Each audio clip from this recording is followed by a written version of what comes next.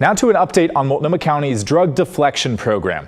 That's the new system designed to offer people a choice of treatment and services instead of jail when they're caught with hard drugs like meth or fentanyl.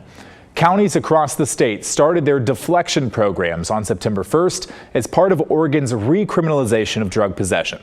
Multnomah County opened its facility called the Coordinated Care Pathway Center on October 15th, following renovation and staffing delays and pushback from neighboring community members. County officials say the number of deflections continues to increase, but it's still too early to analyze outcomes. I'll get to that in a bit. But first, here's a quick look at the data that we do have. 127 people started deflection between September 1st and November 15th. About 74 people were referred to the Pathway Center in its first month of operation, and most of those people started deflection.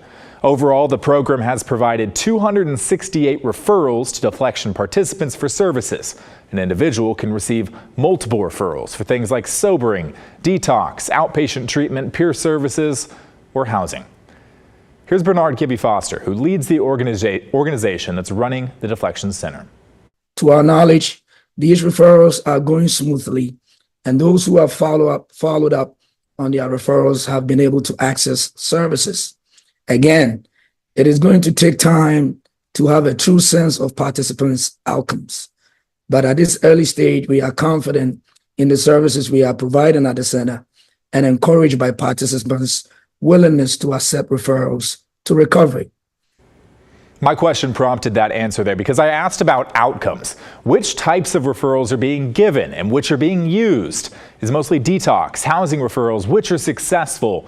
The county says it is tracking that, but it's too early to share any results, which is somewhat understandable because deflection participants don't have to accept services right away. They have 30 days to, for example, check into a sobering center in order to be considered a deflection success.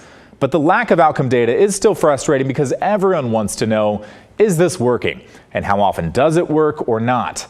The county says it will give its first look at outcomes in mid-February and a quarterly update 6 months after deflection started.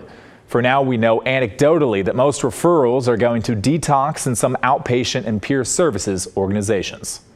Currently, what we are seeing about 3 treatment programs that we are doing a lot of the referrals to. Foral Health to be one of them, and then I believe Recovery Works, and then 4D as well.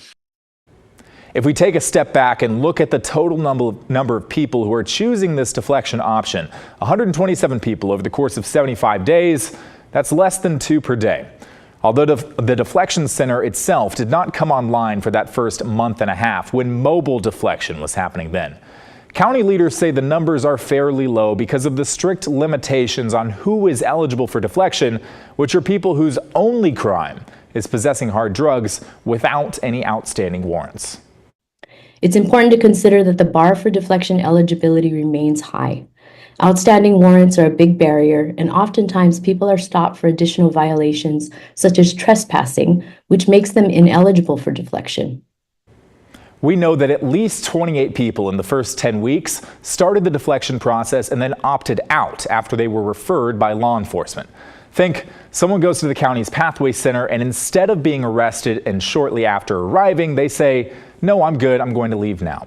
That makes them ineligible for deflection for the next month if they're found with drugs again. But they're not rearrested on the spot there.